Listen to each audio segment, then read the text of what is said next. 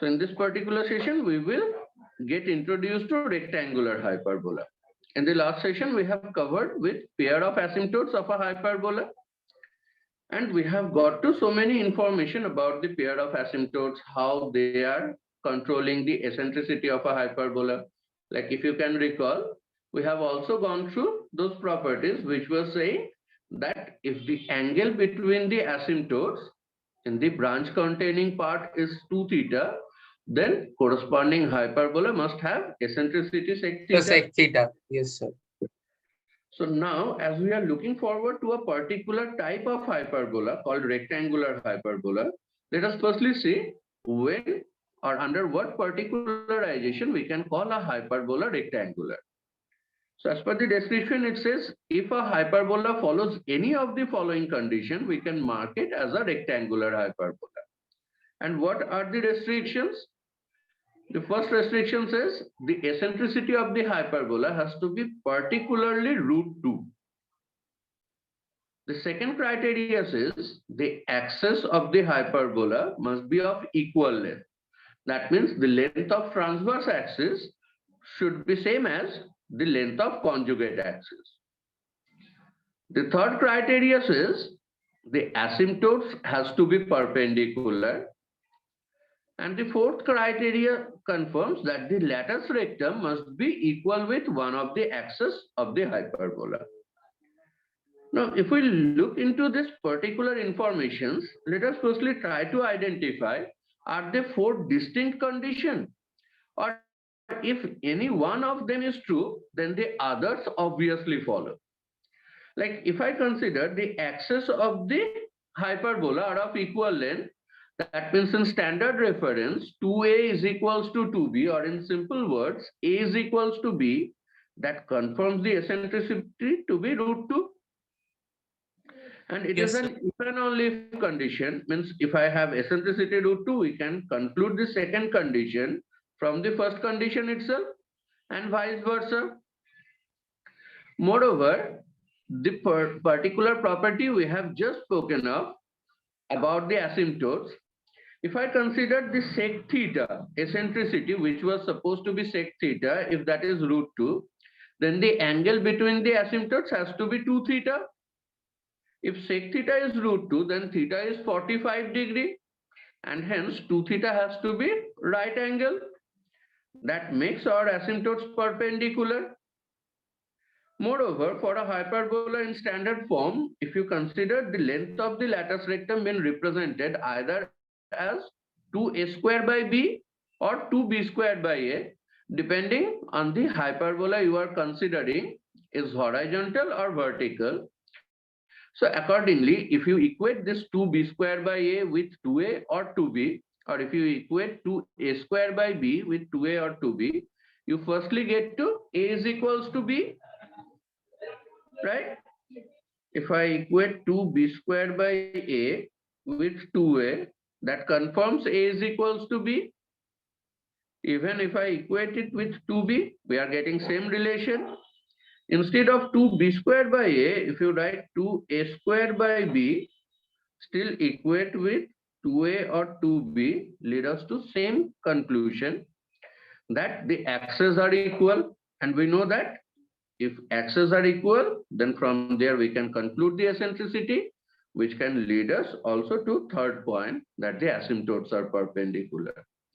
So though we have been written with 4 options, if any of the criteria have been found true for our considered hyperbola, the other 3 will obviously follow. Apart from that, there will be an algebraic identification of rectangular hyperbola. Like we know that, like all other conic sections, hyperbola is also eligible of getting represented through a second degree equation in 2 variables.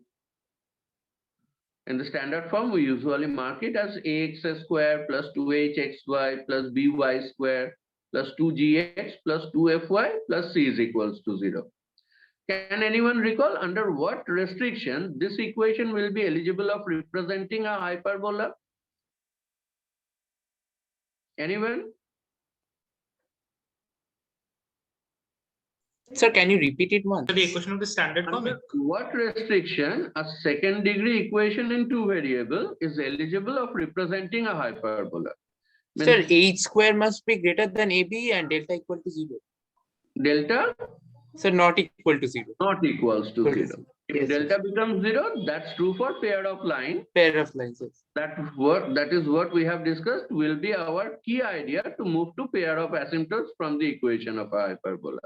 So for a hyperbolic equation, definitely the delta will be non-zero and the square of the half of the coefficient of xy is larger than product of the coefficient for the x square term and y square term.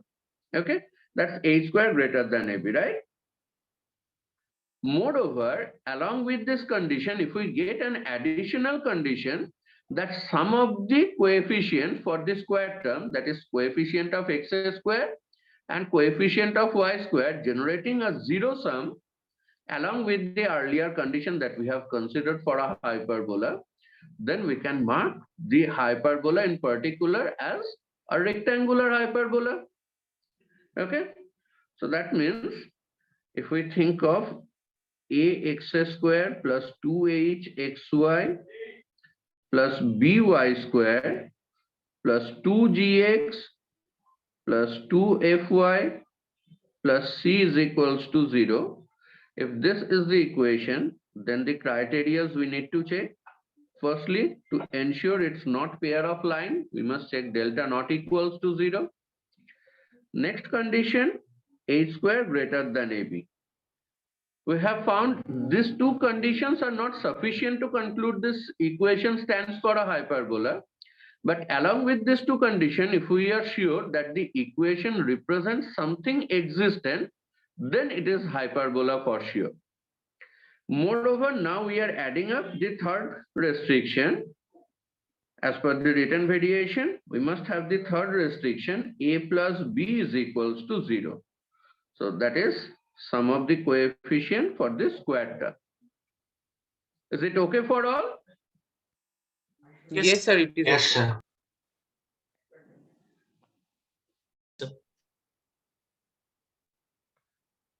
So now we will have a look into this hyperbola's appearance and its standard references. Okay. So if we think of such a hyperbola where the eccentricity is √2 or the axis lengths are equal, so simply we can have its equation by replacing the standard by replacing b with a in the equation of a standard hyperbola. So it leads us to the equation x square minus y square is equals to a square. Is the conclusion clear to all? Like earlier, we have found this standard equation for a hyperbola is x square by a square minus y square by b square is equals to 1. Now, as we have found for rectangular hyperbola, b is same as a. So definitely we can have the equation as x square minus y square.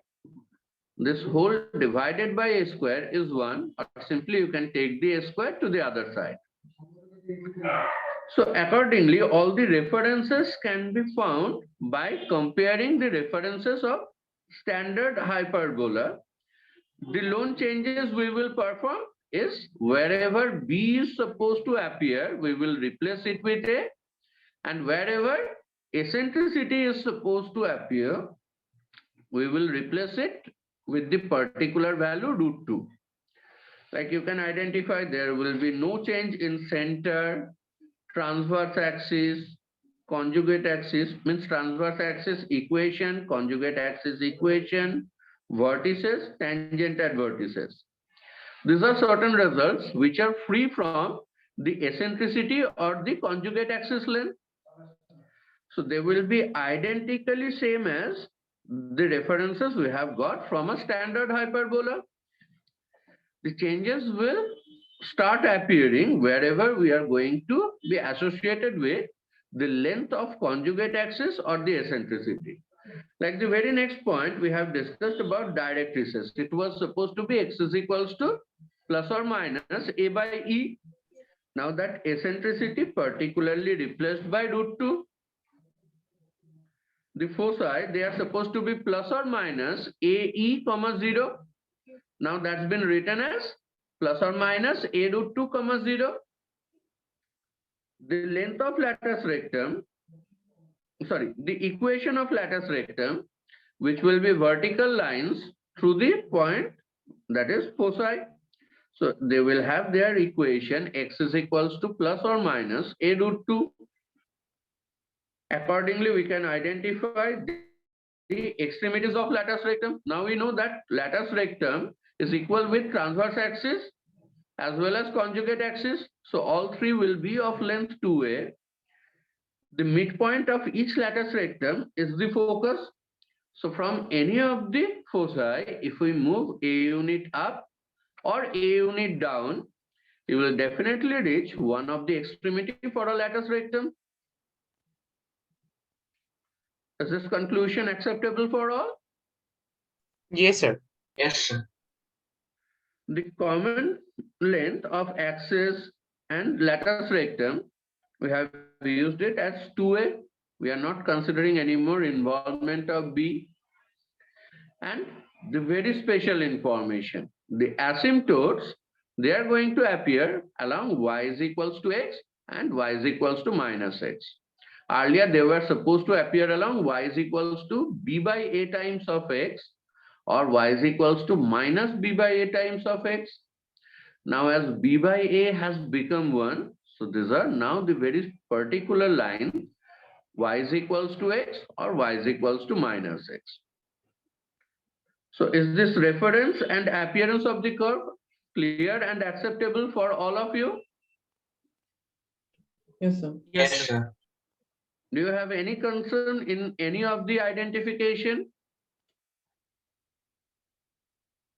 So from this conclusion, we can identify what are the distance between foci and center or the other references points what we have got. What are the distance between them that we can identify?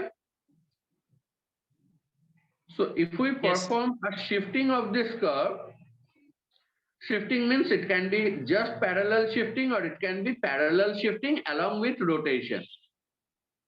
So if we replace this curve anywhere else in the plane with shifting and rotation, but no rescaling, then all these measurements are supposed to stay intact. No measurement will get changed. Do you all agree? Okay. Yes, sir. Yes, sir. So we are going through a very particular change. And with what motive? Let's also decide that. We are trying to decide the equation of the hyperbola if we get the asymptotes in particular along the coordinate axis. Like at this moment, they are the lines y is equals to x. This line. I think all of you can follow the red dot. And Yes, y sir. is equals to minus x. Yes, sir. Okay. So these are the two asymptotes. Now, how we can change the appearance of the curve or how we can shift it or rotate it so that we can get the asymptotes along the coordinate axis. Can anyone answer me that?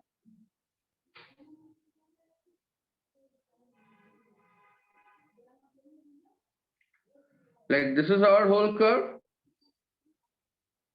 At this moment, we do have the asymptotes are inclined at an angle 45 degree or minus 45 degree.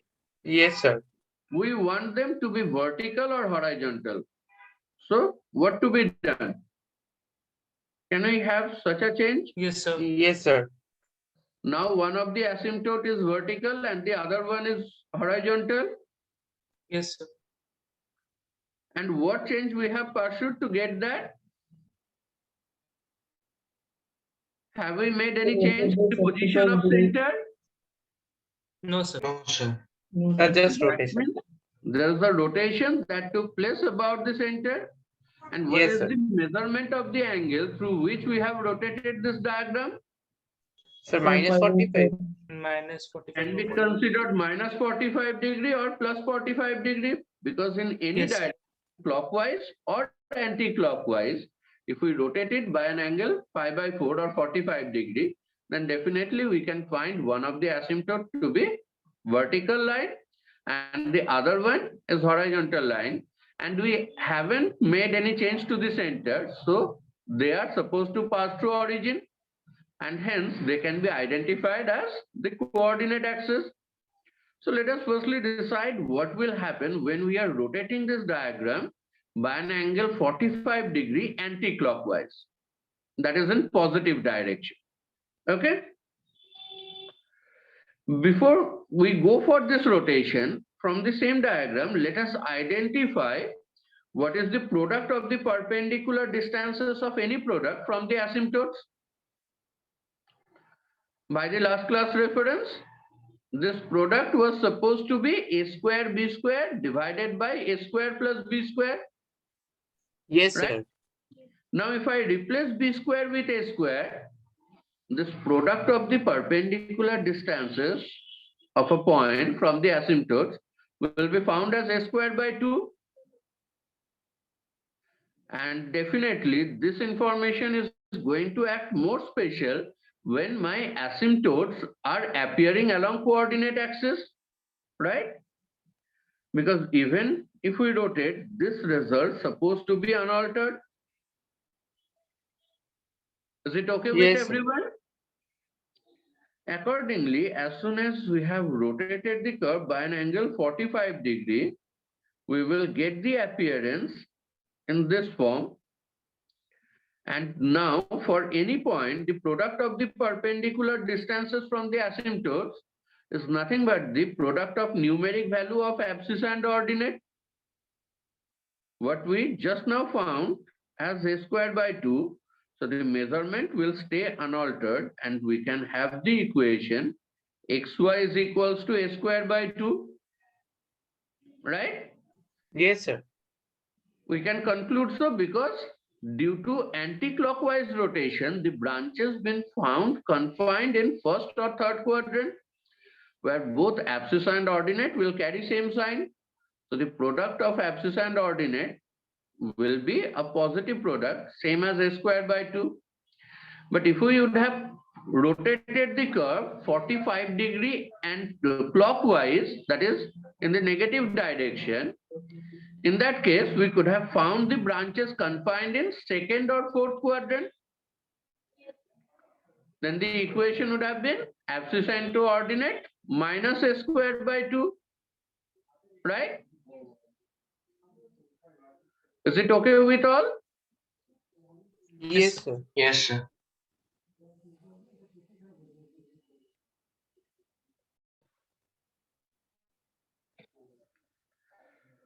So to avoid this denominator 2, we have considered the length a square by 2 equal with c square. So that means whenever we are going to get any such hyperbola, any such rectangular hyperbola, where the asymptotes are appearing along coordinate axis and the branches are confined in first or third quadrant, we are trying to mark it as xy is equals to c square. And if the branches are confined in second or fourth quadrant, we will mark it as xy is equals to minus c square.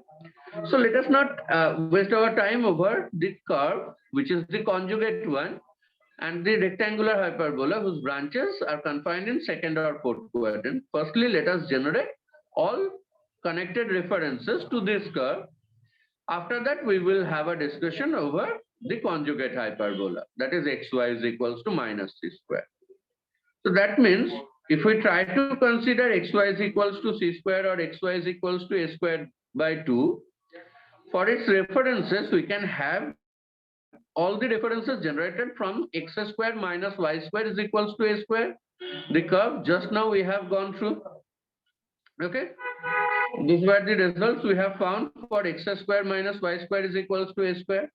Now, depending on this, if we try to decide, the rotation took place about center, so it will be unaltered. But if I look into the foci, they are now supposed to be points which are a root 2 units away from origin, but along the line y is equals to x. So using parametric form of straight line, we can mark them as a comma a or minus a comma minus a. Okay. The distance of the foci from the center will still be a root 2, which was the earlier difference or earlier distance. Is that okay? This was the distance of focus of or any of the foci from the center. Now, as we are going through rotation, the distance will be the same, but now that's been measured along a line which is y is equals to x. So the foci can be found with this coordinate. And as per our earlier assumption, a square is 2c square. Considering a and c positive, a can be replaced with c root 2, which gives us the results corresponding to xy is equals to c square consideration.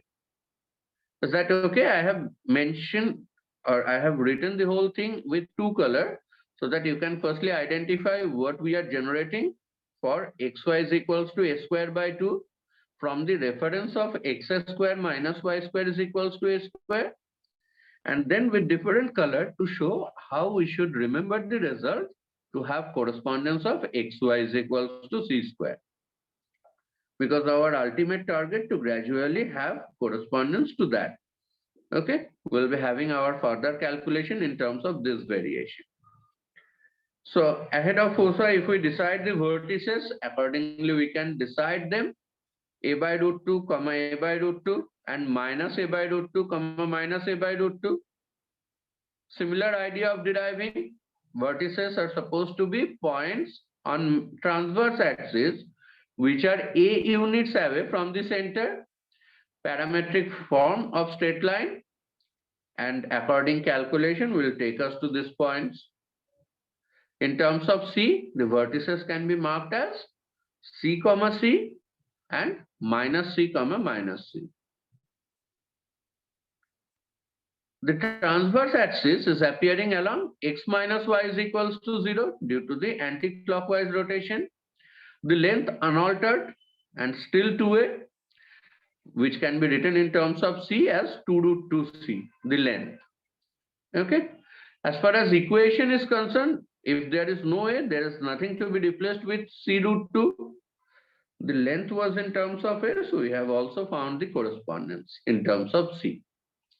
The conjugate axis is x plus y is equals to 0 and will have same length as transverse axis. Are these references clear to everyone? Yes, sir. Yes, sir. Next, directrices.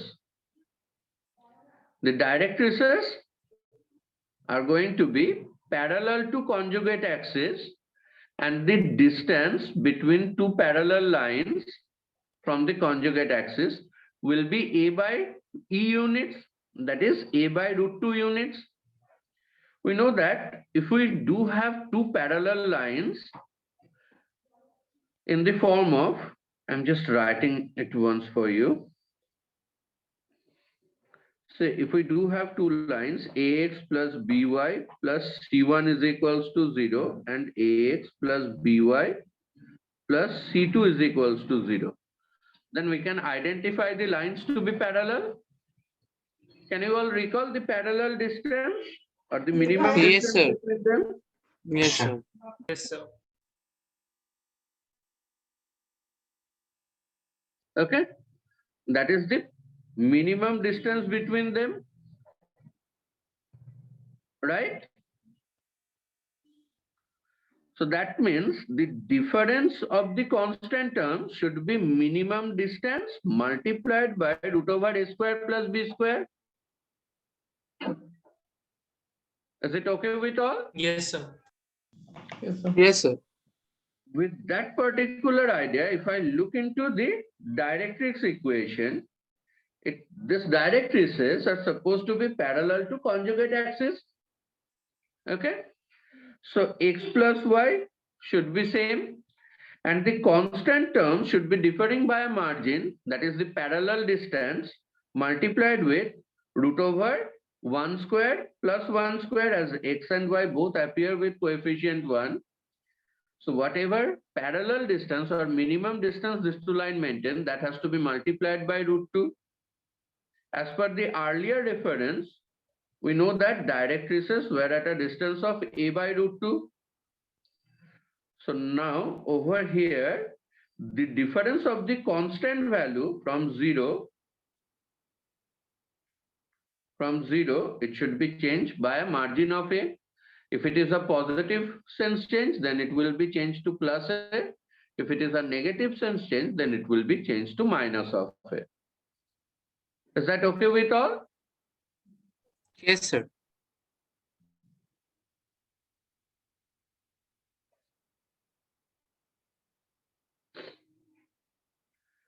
On a similar idea, we can decide our tangent at vertices.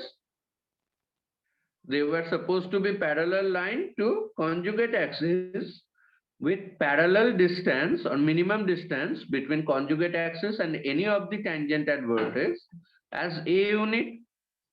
So the difference of the constant term should be a into √2 by same reason. And hence the equation will become x plus y is equals to plus or minus a √2. Similar results been written in terms of C. So can we all conclude these equations on our own? And what logic we are following, is that acceptable to all of you? Yes, sir. Yes, sir. It is. Yes, sir. Now the most important information, or you can think of this results we are getting targeting this particular appearance, that our asymptotes should be appearing along y is equals to 0 and x is equals to 0. Okay. The lattice rectums are again parallel to conjugate axis with their minimum distance from conjugate axis should be a √2 units, and hence difference in the constant term can be found as 2a units in plus or minus variation. The length of the lattice rectum will be same as the length of the axis of the hyperbola. Is it okay with all? Yes, sir. Yes, sir. Now, if we look into the extremities of lattice rectum, they can be found with use of parametric form of straight line. Because now we know the equation of lattice rectum, particularly the slope of the lattice rectum, and the extremities of lattice rectum are a units away from either foci. Right? So using that application on parametric form of straight line, if we need to measure a distance of a unit, that will have an impact of a by √2 units in abscissa and ordinate. The lattice recta having slope negative, x plus y means slope is -1.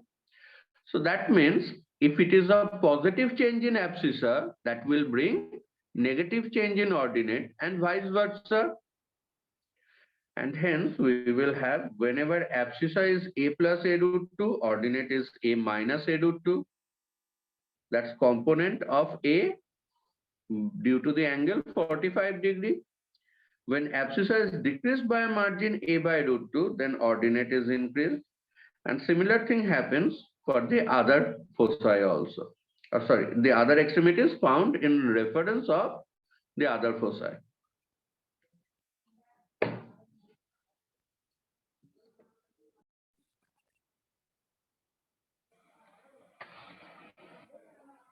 Now, if we think of deriving the same equation in some other idea, like you can think of the earlier equation we have found for a standard rectangular hyperbola is x square minus y square is equals to a square, where x is equals to 0 line, that is y axis, was conjugate axis, and y is equals to 0 line was that is x-axis, was the transverse axis. So we can reinterpret this equation that for any point P on the hyperbola, we must have square of the perpendicular distance from conjugate axis minus square of the perpendicular distance from transverse axis is always a square, with 2a being considered the equal length of the axis. So this is a relation which can be considered true for all the points on any rectangular hyperbola. Like whatever rectangular hyperbola it is, if you consider a point on that rectangular hyperbola, then its square of its perpendicular distance from the conjugate axis minus square of its perpendicular distance from transverse axis will always be square of the semi-transverse length, right?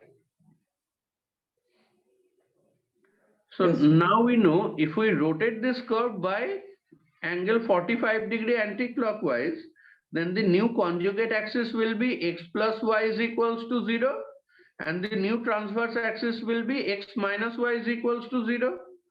Just now we have found these two results, right?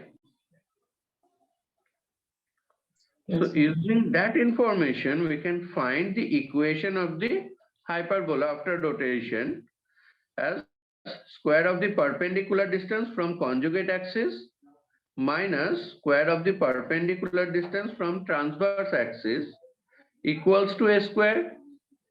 Once you simplify this, it is x plus y whole square minus x minus y whole square is equals to 2a square.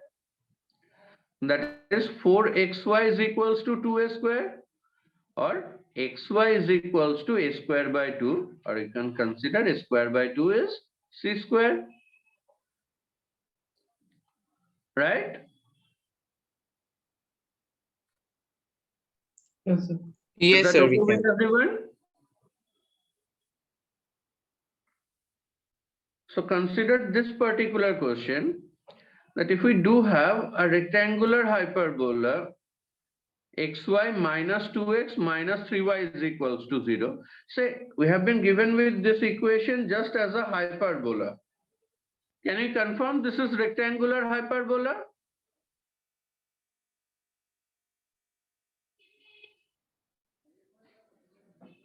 What is the coefficient of x square here? So 0. So 0. 0. Coefficient of y square? So also 0. Also, 0. So their sum is also 0. So when we know this equation stands for a hyperbola, then definitely it has to be a rectangular hyperbola, because sum of the coefficients for this square term has been found 0. Anyway, the question is, if this equation represents a hyperbola capital H, we need to find the asymptotes of this hyperbola, and we also need to find the area of the triangle that are tangent through any point P on the hyperbola H mixed with the asymptotes. In our last session, when we were going through asymptotes, we have found this area to be for AB, AB. Yes, sir. right? Now for a rectangular hyperbola, B is same as A, Yes, sir, A square. so that can be written as A square. So all we need to know is A. Yes, Or sir. if this hyperbola been considerable in xy is equals to c square comparison, then we need to know c, which is a by root 2. Yes, sir. Okay. So if we can get to c, from there we can get to a, and hence the area. So first of all, we have targeted towards the equation of the asymptotes. Now we can think of a general approach corresponding to that, with this equation, if I add a constant lambda, then it will take us to pair of asymptotes, provided the corresponding delta becomes 0. And from delta is equals to 0, we can determine the value of lambda. Do all of you agree or not? Yes, sir. Yes. Yes, sir. But definitely introducing a lambda and hence determining the value of lambda from that long delta representation will be a bit time consuming, because delta is ABC plus 2FGH minus AF square minus BG square minus CH Yes, square. CH equal to. Yes, sir. Okay.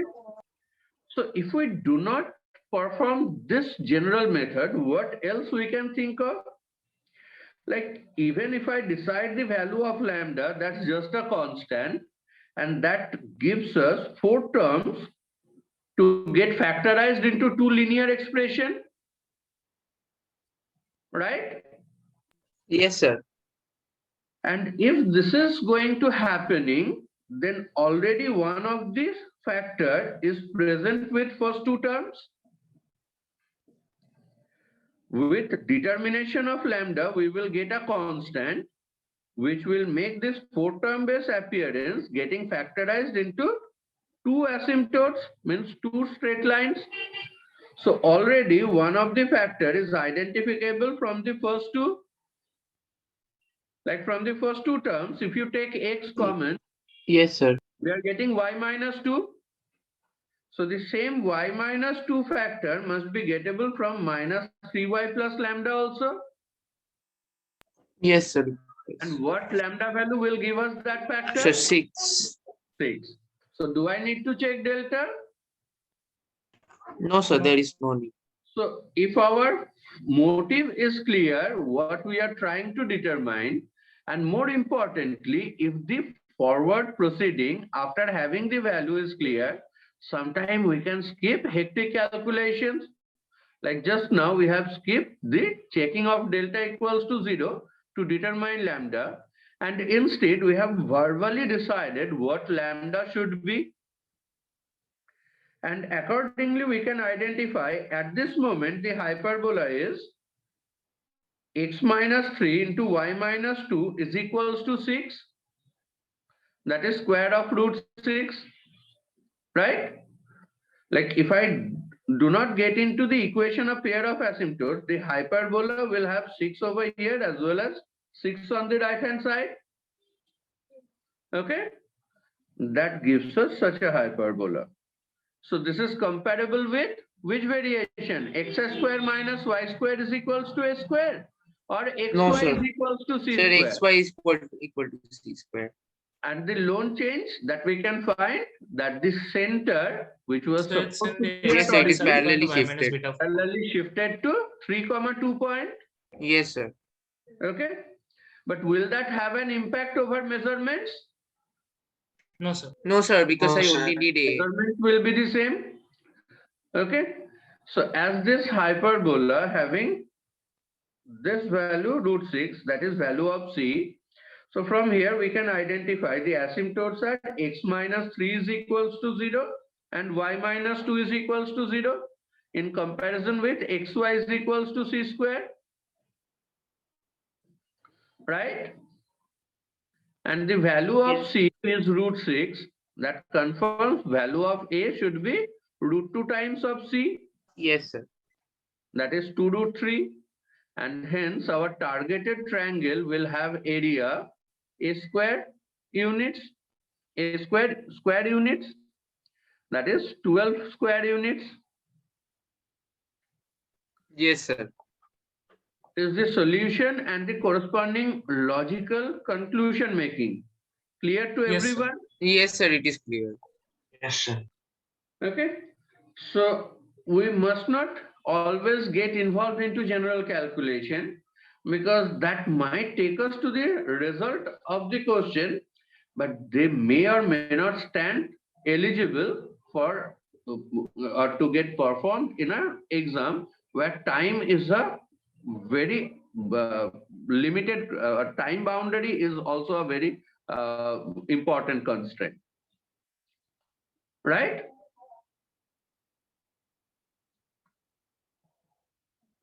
Is this question clear to all? So I'm moving to the Yes. next one.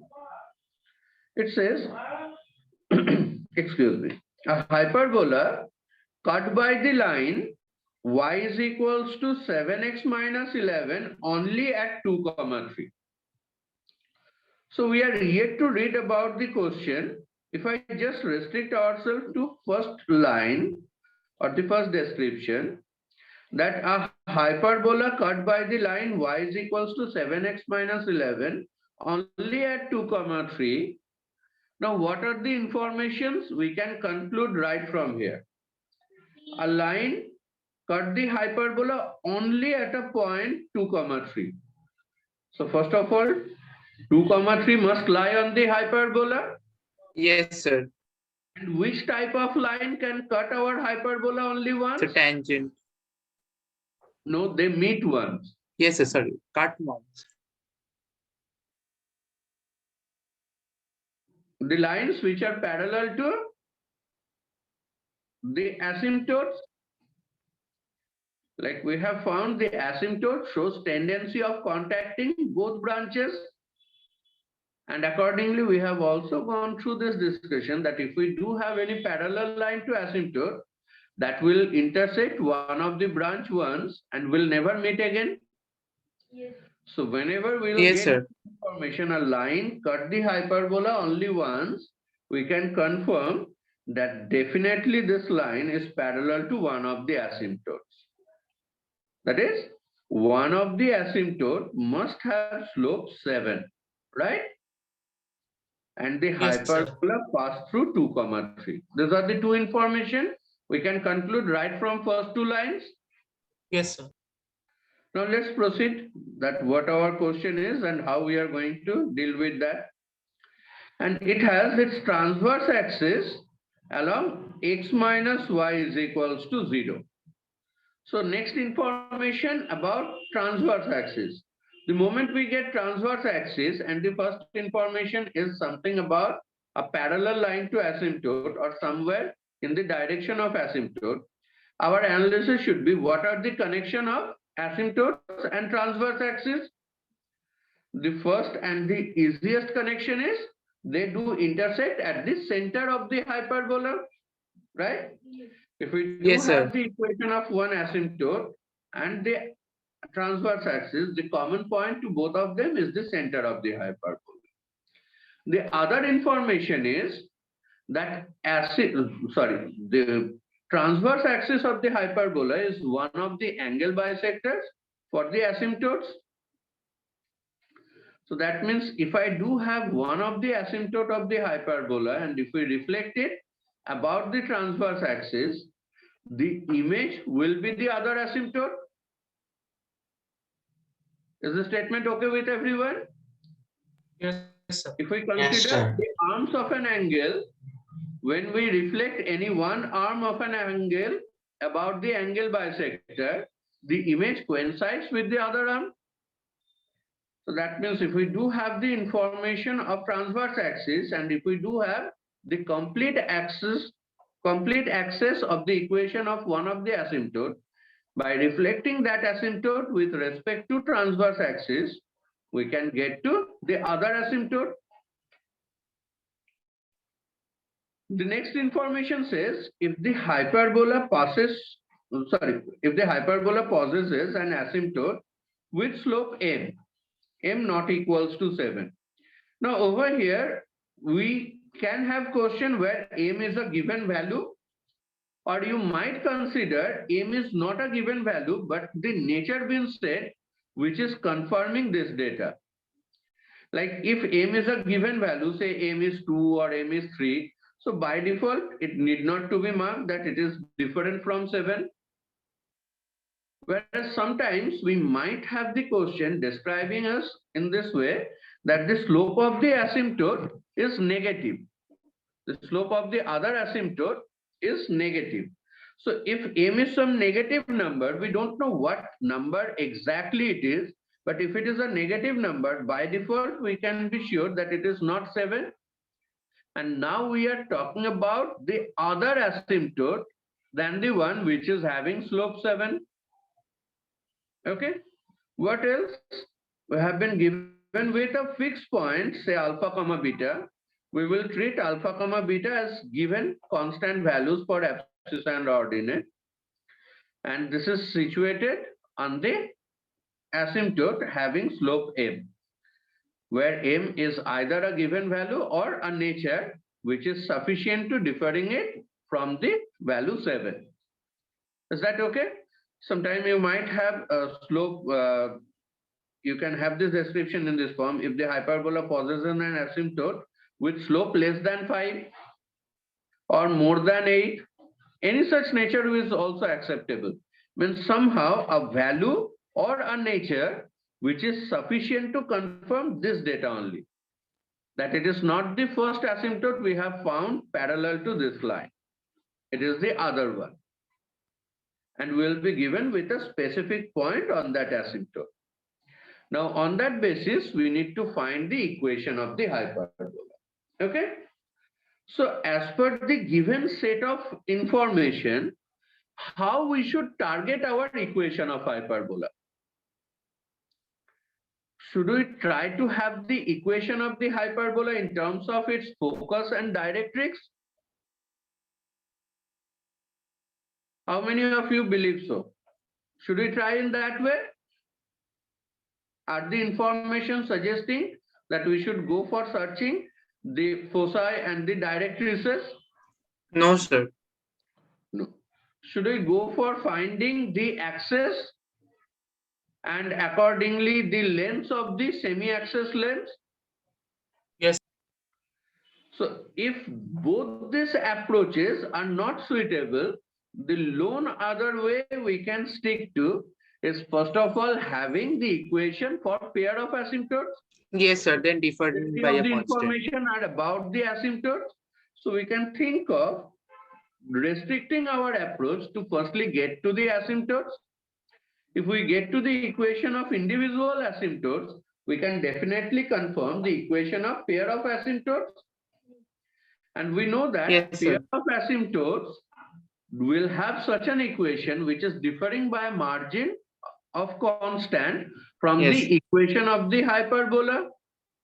Yes, sir. And to decide that constant, we already have the reference of the point 2, 3, which is situated on the hyperbola. So if you get the asymptotes as L1 is equals to 0 and L2 is equals to 0, we can say the pair of asymptotes equation will be L1 into L2 is equals to 0. And the equation of the hyperbola as L1 into L2 is equals to some constant, and the value of the constant will be decided on the basis of the point 2, 3. Do all of you agree on that? Yes, Yes, sir. sir. Yes, Even sir. before we start, we must be very clear about our approach. How we are going to solve this purpose as per the given set of information. Definitely, this would not have been the approach if we have been said something about the foci or the directrices. So our approach will be decided as per the given information of the question. Okay. So how we can start with, or before we start, let us firstly have what are the information are already with us. So one of the asymptote having slope 7, the other asymptote having slope m, and it has a point alpha comma beta on it.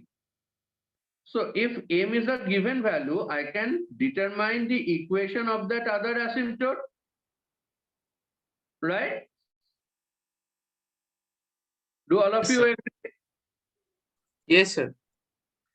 If one of the asymptote can be found incomplete, then equation of that asymptote and equation of transverse axis when being solved simultaneously, we can get to center. The other asymptote will also pass through center and will have slope 7, right? This is one approach. Now let us consider if m is not a given value but a nature. Okay, we don't know the value in exact, but it has been said something less than 5 or less than 0, something like that. Just we can confirm it is different from 7, but what it is in particular that we do not. In that case, I can reflect alpha comma beta on the transverse axis. Alpha comma beta lie on this asymptote. If I reflect alpha comma beta about transverse axis, the image must appear on the other asymptote, which will have slope 7. Yes, sir. The transverse axis is good to have reflection about, right? Yes. We know Yes, sir, the it result is. directly. If I reflect alpha comma beta on this line, we will have the image beta comma alpha, and this will lie on the asymptote with slope 7. So we can complete the equation of that asymptote which is having slope 7. I'm talking of this approach when the m is not a given value but a given nature, which is differing it from 7, right? Yes, sir. As soon as you have the first asymptote with slope 7, now you solve it with transverse axis to have center, and using the center and the point alpha comma beta, we can get the slope of the other asymptote and hence equation of that asymptote, right? So now we can have access of equation to both asymptotes. Is it okay with all? We know equation, complete equation of first asymptote as well as we can have complete equation of second asymptote. So equation of pair of asymptote will be some L1 into L2 is equals to 0. As I said, if I can write it as some function of x and y is equals to 0, then the equation of the hyperbola will be f of xy is equals to some constant, and that constant should be decided by substituting 2 for x and 3 for y. So that's what been written like that. Okay. As such, you can think of f of xy comma 0 is basically the product of the expression part of the asymptotes is equals to 0. And over here, we will have some constant on the right hand side satisfying the equation due to 2 comma 3. Okay with all? The complete analysis understood?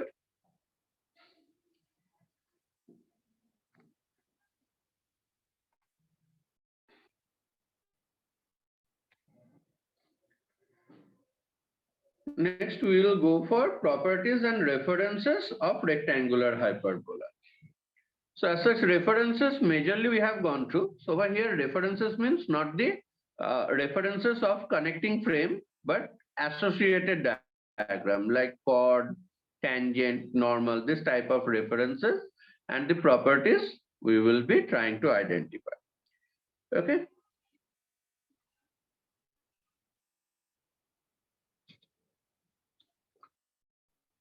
Yes, sir.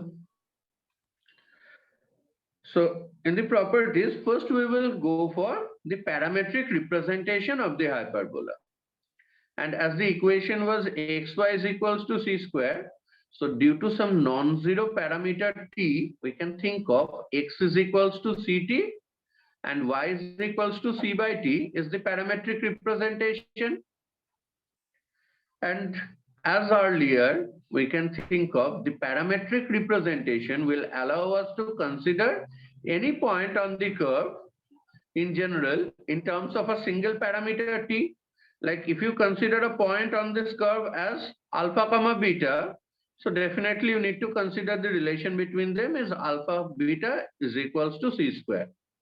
Instead of that, two unknown alpha and beta, we can go for a single parameter t, and hence any point on the curve can be taken as ct comma c by t. As t is also appearing in the denominator, we need to ensure t is a non-zero real parameter. Okay. Now, based on that, if we think of 2 points on the curve having parameter t1 and t2, that is ct1 comma c by t1 and ct2 comma c by t2, then the equation of the chord can be found easily with 2-point form. So our target is not just to have the equation of chord, but what are the specialties we are getting in terms of the parameters of the extremity for this slope. So the first thing we have tried to determine the slope of the chord, and you can find the change in ordinate by change in abscissa. This approach has confirmed that slope of this chord will be negative reciprocal of the product of the parameters for its extremities. So if we are considering such a chord whose extremities having parameter t1 and t2 respectively, then the slope of the chord must be minus 1 by T1, T2. Right? Is that clear to all? Yes, sir. And hence we can complete the equation using this slope and any one of the extremity. So that's your final equation. So it does not matter whether you can recall the final equation for the chord or not, because that can be derived with a single line if you can remember the speciality of this slope. So we need to keep in mind this slope, which is negative reciprocal of the product for the parameters of the extremities of the chord. Okay. So how we are going to apply this and what else we are getting out of that? Let's have a look. So we are searching for the orthocenter of a triangle formed by joining 3 points P, Q, and R having parameters T1, T2, and T3 on xy is equals to c square. Right? And if we try to have this result, this is the corresponding diagram. Firstly, you need not to know. Let us firstly go through the calculation and then we will conclude how we are getting to this diagram. So the altitude through P, okay, if PQR are the vertices of the triangle, then altitude through P, and first of all, why should we consider about altitude? Because orthocenter is the point of concurrency of the altitudes. And altitude means a line passing through a vertex and perpendicular to opposite side. So if we think of the altitude through P, it must be perpendicular to QR, right? Now, as per the first point, can we conclude the slope of QR? Just now we have seen if the extremities of a chord having parameter T1 and T2, then the slope of the chord is minus 1 by T1, T2, right? Yes, sir. So with that idea, we can confirm that the altitude through P is going to be perpendicular to QR, where QR will have a slope minus 1 by T2, T3. Yes, sir. So our targeted altitude will have slope T2 into T3, and it is passing through P. That will give us access of one of the altitude. So this is coordinate of P, and this is negative reciprocal of the slope of QR, ensuring perpendicularity.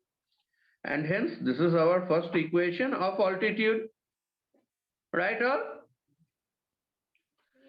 With similar approach, we can also think of altitude through Q, because if it is altitude through Q, it must be perpendicular to PR. PR will have a slope of minus 1 by T1, T3. So this altitude will have slope T1, T3 and will pass through the point Q, that's CT2, comma C by T2. That gives us the second equation. And if we solve these two altitudes simultaneously, that will be the coordinate of orthocenter. Now, if we solve these two equations simultaneously, you will get the coordinate minus C by T1, T2, T3, comma minus C into T1, T2, T3. Okay. And the point we have found, that's again going to lie on the considered rectangular hyperbola itself with parameter minus 1 by T1, T2, T3. That's how we are concluding this diagram. Like if P, Q, and R, these are the three vertices, then the altitude H will be found on the hyperbola itself. Okay? Because we have solving generally with this 3 point and we have found the coordinate satisfying the curve itself. Okay? More particularly, what conclusion we should follow? That if the individual vertices having parameters T1, T2, T3 respectively, then the targeted orthocenter will have parameter -1 by T1, T2, T3. Okay. For an example, before we had this information, how we are supposed to target this question? Usually, whenever we get to such question, we search for where we need to find the orthocenter. The most optimistic approach is we check for whether the triangle is a right triangle or not, right? Yes, sir. We do this thing. Whenever orthocenter been asked, we firstly search whether my triangle is a right triangle or not. Because if it is a right triangle, then the vertex containing the right angle itself will be orthocenter. And if we fail, then we go for a general process of having the altitude equation and then from the orthocenter. But now we do have an alternate. We know that if the vertices can be identified on the curve xy is equals to c square, then the orthocenter will also be a specific point on the same curve. Now look to these points. Are they satisfying any such result? First coordinate -3, -12. Second coordinate 4, 9. Third coordinate 6, 6. Anything specific about the coordinates? Yes, sir. What is the specificness we are getting? So xy equals to c square. Yes, xy is equals to C square, c is 6 over here. c is 6. So that is xy is equals to 36, right? So that means parameter of the point A is -12, right? If c square is 36, that means the small c reference is say, it's not the vertex, it is the xy is equals to c square, that small c reference. So considering that, we can think of A is a point with parameter -12, B is a point with parameter 2/3, and C is a point with parameter 1, right? Yes, sir. Yes, sir. And that Yes, sir. confirms the T1, T2, T3 product is -1/3. So orthocenter will be such a point whose parameter will be negative reciprocal of this product. That is, parameter will be 3 for the orthocenter. And hence, coordinate of the orthocenter can be directly identified as 6 into 3, 6/3. That's 18,2. Is that okay with all?